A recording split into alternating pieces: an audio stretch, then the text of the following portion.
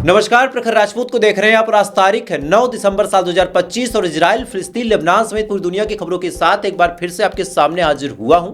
इस वीडियो में हम आपको बताएंगे कि ईरान ने एक ऐसी खतरनाक मिसाइल की टेस्टिंग कर ली है कि इस टेस्टिंग के बाद चाहे इजराइल हो, चाहे अमेरिका हो, चाहे जितने भी देश ईरान के साथ दुश्मनी रखने की फिराक में लगे रहते हैं, इन सब देशों के पैरों तले जमीन खिसक गई है। वही यमन के अंदर इस समय बड़ा बवाल मचा हुआ है, भयानक तरीके से गृह युद्ध चल रहा है। और सबसे ताजुब की बात यह है कि यमन में बवाल है लेकिन हूतीज इसमें नहीं इन्वॉल्व है, कोई और ही ताकत इसमें इन्वॉल्व है। ये कौन सी ताकत है और इस ताकत का दुबई और सऊदी अरब से क्या लेना देना है, इसके बारे में भी आपको डिटेल पता चलेगा। वहीं हमारे देश की सबसे बड़ी पार्टी, शासन और सत्ता में बैठी पार्टी बीजेपी के कुछ खास नेताओं के कुछ बड़े बड़े जुमले जब आप सुनेंगे आज, तो सुनने के बाद आज आप हैरान हो जाएंगे। वहीं वेस्ट बैंक को लेके इजराइल के प्रधानमंत्री बेंजामिन नेतन्याहू ने बहुत बड़ा ऐलान किया है। कहीं न कहीं वेस्ट बैंक का मुस्तकबिल बड़े खतरे में है। अब ऐसा क्यों कह रहा हूं, आज की वीडियो लास्ट तक देखिएगा, आपको डिटेल में पता चलेगा। वहीं पाकिस्तान में इस समय भयानक तरीके से एक नए देश के बनाने की बात हो रही है। अब ये बात कैसे हो रही, क्या इसके पीछे वजह, इसके बारे में भी हम डिटेल बातचीत करेंगे। यानी यकीन मानिए आज की जो खबर है बहुत ज़्यादा अहम है, बहुत ज़्यादा इंपॉर्टेंट है। इस वजह से वीडियो को लास्ट तक जरूर देखिएगा।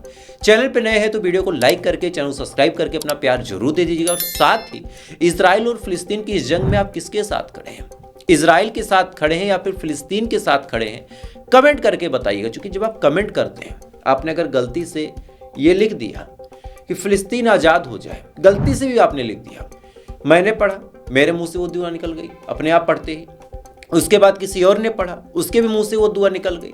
मतलब आप एक बार कमेंट करते हैं तो कम से कम 5 से 6 लोग पढ़ते हैं, तो वो दुआएं 5 से 6 मर्तबा हो जाती हैं। तो अगर आप चाहें तो आप कुछ नहीं कर सकते और दुआ कर सकते हैं। कमेंट में आप दुआ करते रहें, तब तक एक करके मैं आपको खबरें बताता हूं। और सबसे पहली, सबसे बड़ी और सबसे ताजुब भरी खबर निकल के सामने आ रही दोस्तों, यमन से। यमन में अजीब सूरत हाल है। यहां पे एक खास पार्टी है जिसका नाम है इस्लाह पार्टी, दूसरी खास पार्टी है जिसका नाम है सर्दर्न ट्रांजिशनल काउंसिल यानी एसटीसी।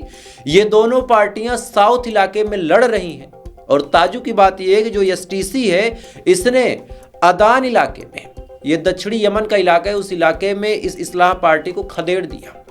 अब सबसे अहम खबर ये जानिए, दरअसल ये जो एसटीसी है, इसको फंड और सपोर्ट दुबई करता है, और जो इलाह पार्टी है इसको तो सऊदी अरब ने खुद बनाया था।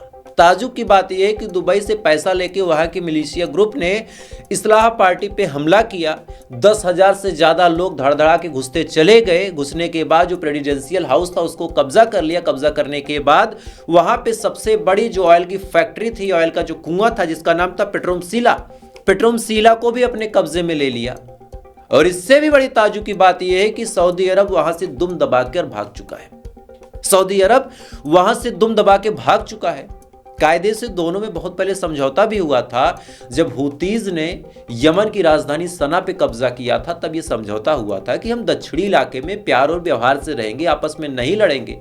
लेकिन इस समय दुबई को पैसे और सोने की इतनी लालच लगी है कि दुबई पैसे और सोने के लिए कभी सूडान को मार रहा है और आज इसने सऊदी अरब को भी मारा है। सऊदी अरब अपनी सेना, अपनी आर्मी लेके यहां से भाग चुकी है। और ताजुब की बात यह है कि किसी भी वक्त यमन के 2 हिस्से हो सकते हैं। इससे पहले 1960 में यमन 2 हिस्सों में टूटा था। इसके बाद आज तक ऐसा कोई इतिहास यमन का नहीं रहा है। लेकिन दुबई वहां पे तख्ता पलट करके अब 2 हिस्से में तोड़ के उस खास इलाके को जिसका नाम अदन है, उसको एक नए देश की दर्जे में ला सकता है और डिमांड कर सकता है कि अब अदन को एक नया देश बनाया जाए। तो इस समय यमन के जो सूरत हाल है बड़े बद से बदतर है। लगातार वहां पे लोगों में झड़प हो रही है। और ताजुब की बात आपको पता है क्या है, इधर भी मुस्लिम है, इधर भी मुस्लिम है। कोई ये नहीं कह सकता कि इसमें कोई इजराइल के यहूदी हैं, कोई ये नहीं कह सकता कि इसमें कोई अमेरिका के क्रिश्चियन है। मुस्लिम ही मुसलमानों के पीछे पड़े हैं। तो किसके लिए आप दुआ करेंगे, किसको सही किसको गलत बोलेंगे। खैर, इधर ये तमाम चीजें दोस्तों चल ही रही हैं। इधर IRGC ने ऐसा बड़ा ऐलान किया है कि उस ऐलान के बाद चाहे अमेरिका हो चाहे इजराइल हो, सबके पैरों तले जमीन खिसक चुकी है। दरअसल IRGC की नेवी ने यह दावा किया है कि उसने पर्सियन गल्फ में एक ऐसी मिसाइल की टेस्टिंग की है जिसकी रेंज 1375 किलोमीटर है। और कई रिपोर्ट्स ये दावा कर रही हैं कि इस मिसाइल की रेंज एक्चुअल में 13,750 किलोमीटर है। अब 13,000 किलोमीटर की अगर आप बात समझ लें तो फिर यहां से लेके दुनिया के दूसरे कोने तक कोई भी चीज अछूती नहीं है। और जैसे ही ये दावा निकल के सामने आया, पूरी दुनिया के न्यूज चैनलों में हड़कंप मच गई। फौरन जो आईटी सेल के लोग हैं वो काम पे लग गए। उनका काम था कि इस न्यूज को फौरन दबा दिया जाए। लेकिन जो लोग इस न्यूज को जान रहे हैं उनको पता है कि ये न्यूज इजराइल और अमेरिका के लिए कितने बड़े खतरे की बात है, और ये चीज इजराइल भी समझ रहा है। इसी वजह से बेंजामिन नेतन्याहू ने बड़ा ऐलान किया है। बेंजामिन नेतन्याहू का कहना है कि 29 तारीख को बेंजामिन नेतन्याहू डोनाल्ड ट्रंप से मिलने के लिए अमेरिका जाएंगे। बातचीत का मुद्दा क्या होगा वो भी बड़ा ताज्जुब भरा है। दरअसल इस समय जर्मनी के चांसलर, जिनका नाम फ्रेडरिक मर्ज है, ये इजराइल के दौरे पे आए हुए, और आने के बाद इन्होंने इजराइल से कहा कि देखिए हम आपसे बातचीत और डीलिंग तो करते रहेंगे, लेकिन आपको भी हमारे लिए कुछ करना होगा। इन्होंने कहा क्या? तब जो फ्रेडरिक मर्ज आए थे, इन्होंने कहा कि आपको सबसे पहले सीज फायर करना होगा, क्योंकि जब तक आप लड़ाई झगड़ा करते रहेंगे, आपके साथ हम व्यापार करेंगे, हमारे ऊपर भी सैंक्शंस लग जाएंगे। इस वजह से आपको सबसे पहले सीज फायर करना होगा। और एक बात आप बताओ, वेस्ट बैंक को लेके आपका क्या प्लान है? ये सवाल जब जर्मनी वाइस चांसलर ने पूछा था ना, इसका जो जवाब नेतन्याहू ने दिया वो जवाब बहुत कुछ कहता है। दरअसल साफ शब्दों में जो जर्मन चांसलर थे उन्होंने पूछा कि क्या आप वेस्ट बैंक को कब्जा करना चाहते हैं? क्या आप वेस्ट बैंक को अपने में मिलाना चाहते हैं? इसका जवाब बड़ा सिंपल हो सकता था इजराइल द्वारा कि नहीं, ऐसा कोई हमारा इरादा नहीं। लेकिन नेतन्याहू ने साफ तौर पे कहा कि अभी हमने इसके बारे में कोई डिसीजन नहीं बनाया, मतलब ना नहीं कहा। तो मतलब बड़ा साफ है कि इतने दिन से लगातार जो वेस्ट बैंक पे हमला हो रहा है, इतने दिन से लगातार वेस्ट बैंक पे ये लोग जो मिसाइलें दाग रहे, इतने दिन से लगातार जो वेस्ट बैंक पे लोगों पे गोलियां चला रहे हैं, कभी कोई फरमान, कभी कोई रफा बॉर्डर खोला जा रहा है, कभी वहां पे एम्बुस लगाया जा रहा है, कभी वहां पे बम गिराए जा रहे हैं। ये तमाम चीज इस वजह से है चूंकि इनको कब्जा करना वेस्ट बैंक, और कब्जा करके वेस्ट बैंक को इजराइल के अंदर मर्ज कर लेना है। इस बारे में साफ तौर पे जर्मनी ने पूछा, और बिना घुमाए साफ तौर पे इजराइल ने यह भी कह दिया कि भाई हमने ज्यादा डिटेल में नहीं सोचा है, अभी हमने डिसाइड नहीं किया, हमें करना होगा हम कर देंगे। तो मतलब बड़ा साफ है, ये करेंगे ही करेंगे दोस्तों। खैर, इन्हीं सब मुद्दों को लेके डोनाल्ड ट्रंप 29 तारीख को मुलाकात करेंगे नेतन्याहू से, और नेतन्याहू से मुलाकात करने के बाद दोनों ये डिसाइड करेंगे कि आने वाले टाइम में सेकेंड फेज में क्या होगा। वहीं अलग अलग रिपोर्ट्स ये दावा कर रही हैं कि हमास को हथियार छोड़ना ही पड़ेगा, और उसके लिए 2 साल का बकायदा वक्त हमास को दिया जाएगा। रिपोर्ट आपके सामने आप अपनी स्क्रीन पे देख सकते हैं कि अब डिसाइड हो गया है कि सेकेंड फेज में अगर आगे बढ़ना है तो एनी हाउ हमास को हथियार छोड़ना होगा। हथियार छोड़ने के लिए बकायदा मौका दिया जाएगा, बकायदा मोहलत दी जाएगी, और ये मोहलत 2 साल की होगी। अब यही एक बड़ा सिंपल सा सवाल आपसे पूछता हूं कि इजराइल कह रहा है कि हम सीज फायर के लिए रेडी हैं, हमास कह रहा है हम भी रेडी हैं। इजराइल कह रहा है कि तुम अपने हथियार छोड़ो, और हमास का कहना है कि हम हथियार नहीं छोड़ेंगे। तो ऐसे हाल में क्या सीज फायर होगा? बहुत सिंपल सा सवाल आपसे पूछता हूं, क्या इजराइल को कोई बहाना नहीं मिल गया? मतलब लगातार इजराइल ऐसी कोशिशें करता रहता है जिससे बहाना मिले और सीज फायर ना हो। खैर, इधर ये तमाम चीजें दोस्तों चल ही रही। इधर बड़ा बयान निकल के सामने आया है इजराइल के प्रधानमंत्री बेंजामिन नेतन्याहू का। बेंजामिन नेतन्याहू ने साफ तौर पे कहा कि भले ही मुझको राष्ट्रपति द्वारा माफी मिले या ना मिले, लेकिन मैं अपनी राजनीति नहीं छोड़ूंगा। अब ये चीजें आपको नहीं समझ में आएगी कि ये मैं क्या बता रहा हूं, तो इसके बारे में आपको डिटेल में समझाता हूं। दरअसल राष्ट्रपति ने साफ तौर पे कहा था कि आपने करप्शन तो किया है, और अपोजिशन ने इनको ऑफर दिया था कि अगर आप अपनी राजनीति से संन्यास ले लें और पूरे इजराइल का भला कर दें तो भैया आपसे सारे मुकदमे वापस ले लिए जाएंगे, और आप शांति से अपने घर में बैठ के दाल रोटी खाना और इजराइल को थोड़ा सुकून से रहने देना। इस पे बेंजामिन नेतन्याहू ने कहा कि देखो, माफी मिले या ना मिले मेरे लिए कोई खास बड़ी बात नहीं है, लेकिन मैं अपनी राजनीति नहीं छोड़ूंगा, और मैं हर साल चुनाव लड़ूंगा, जीतू हारू अलग की बात है। और साथ ही इन्होंने अपोजिशन पे बड़ा हमला भी किया है। अपोजिशन को इतना जलील किया कि अब आने वाले टाइम में ऐसा नेतन्याहू को लग रहा है कि कुछ भी हो जाए सरकार तो नेतन्याहू की ही बनेगी। खैर, क्या होगा क्या नहीं होगा बताने की जरूरत नहीं, इस चीज को आप जानते हैं। इस समय 80% जनता इजराइल की ऐसी है जो नेतन्याहू से इस कदर नाराज है कि अगर सच में वोट हो जाए तो इनको जमानत जब्त कराना भारी पड़ सकता है। लेकिन अभी चुनाव कहाँ होगा, ये लगातार चुनाव को टाल दो होते हैं। खैर, इधर ये तमाम चीजें दोस्तों चल ही रही है। इधर लेबनान के हवाले से बड़ी खबर निकल के सामने आ रही है। आरएनएन की एक रिपोर्ट है जिसमें दावा किया जा रहा है कि आज लेबनान के ऊपर भी फिर से एयर स्ट्राइक करने का काम इजराइल ने किया है। फिर से एयर स्ट्राइक करने का काम इजराइल ने किया है। अब एयर स्ट्राइक क्यों की बताने की जरूरत नहीं है, 1-2 घंटे में इजराइल का घिसा पिटा बयान निकल के सामने आ जाएगा कि कुछ लोग हमारे टेरिटरी में आके हमारे ऊपर हमला करने की कोशिश कर रहे थे। जैसे ये चीज़ हमारे हमलावरों ने देखी, फौरन हमने अटैक कर दिया, उसके बाद उन लोगों को एलिमिनेट कर दिया और आज इजराइल हमारी वजह से महफूज है। लेकिन साफ बात यह है कि लगातार लेबनान को उकसा रहे हैं ताकि लेबनान कोई पलटवार करे और एक नया बहाना इनको मिल जाए जंग को नए तरीके से खेलने का। समझ रहे हैं आप, इनको नए तरीके से लड़ना है लेबनान के साथ ताकि नेतन्याहू जितने ट्रायल है उनसे बच जाए और अपनी कुर्सी को मजबूती के साथ चिपका ले अपने पिछवाड़े से। खैर, इधर ये तमाम चीजें दोस्तों चल ही रही। इधर बड़ी अपडेट निकल के सामने आ रही पाकिस्तान के हवाले से। पाकिस्तान के सिंध प्रांत में बड़ा बवाल देखने को मिला और इस सिंध प्रांत में अजब डिमांड हो रही है। कभी ये नारा लगता था कि भारत तेरे टुकड़े होंगे इंशाअल्लाह इंशाअल्लाह।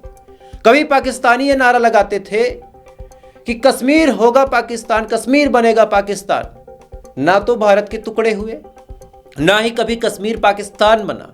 लेकिन ताज्जुब की बात यह है कि 5-6 राज्यों से बना पाकिस्तान आज 5-6 टुकड़ों में टूटने की कगार पे है। कहीं बलूचिस्तान की डिमांड कर रहे थे, कहीं पंजाब वाले खालिस्तान की डिमांड कर रहे थे। और ताज्जुब की बात आप ये देखिए कि इस समय जो सिंध प्रांत के लोग हैं वो सिंधु देश की डिमांड में लग गए। भयानक तरीके से प्रोटेस्ट हुआ, भयानक तरीके से क्लैशेस हुए। आप उसका वीडियो देखिए।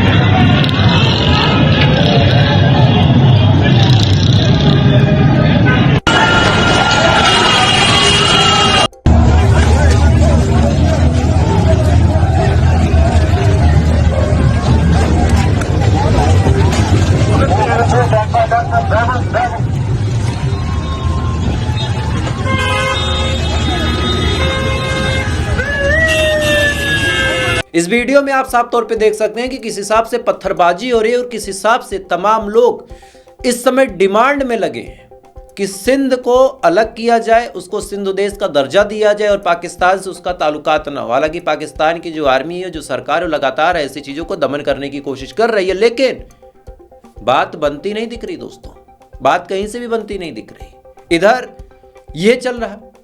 अब आपको अपने देश की एक खबर बताऊंगा, उसके बाद 2 इंटरनेशनल बड़ी खबरें हैं, उसको आप जान लीजिएगा, तब इस वीडियो को बंद कीजिएगा। हमारे देश में बीजेपी में ऐसे ऐसे नेता हैं कि अगर ये नेता ना होते तो ये बोल ना पाते, और बोल तो अभी भी नहीं पाते। अगर ये सच में नेता ना होते तो उनके घर में 2 रोटी का जुगाड़ ना हो पाता। ऐसे लोग हैं।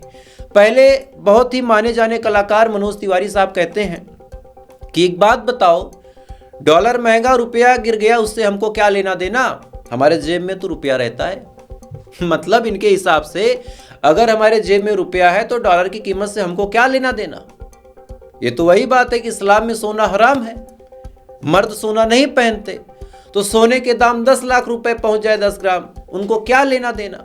मेरे पास गाड़ी नहीं है तो गाड़ी कितनी भी महंगी हो जाए मुझे क्या लेना देना। मैं ये चीज नहीं खाता हूं तो कितना भी महंगा हो जाए मुझे क्या लेना देना। अरे यार, इतना कॉमन सेंस तुम्हारे पास नहीं है कि बाहर से जो हम चीजें लेते हैं वो डॉलर में लेते हैं, और डॉलर के मुकाबले अगर हमारा रुपया गिर गया तो अगर कोई चीज $5 की है तो हमें उसके मुकाबले 500 रुपए देने पड़ेंगे, और अगर हमारा रुपया मजबूत है तो हो सकता है हमें केवल 50 रुपए देने पड़ जाए। इतनी सी बात आपको नहीं समझ में आती। खैर, ये तो एक नमूने हैं, दूसरे नमूने से आपको मिलवाता हूं। ये हमारे देश के संस्कृत मंत्री हैं। हमारे देश में वंदे मातरम को बने हुए 150 साल पूरे हो गए, और इस 150 साल की उपलब्धि में बाकायदा बातचीत हो रही थी पार्लियामेंट में। ताज्जुब की बात ये सुनिए कि ये बातचीत करने के लिए आए थे, और इनको जिस लेखक ने लिखा था बंकिम चंद्र चटर्जी, उसका नाम तक नहीं पता, ये हकलाने लगे। वीडियो आप देखें। वंदे मातरम जब महान कवि बंकिम दास चटर्जी ने लिखा, चटर्जी जी ने लिखा था, तब उन्होंने बंकिम चटर्जी ने चट्टोपाध्याय जी ने लिखा था, जब इन्होंने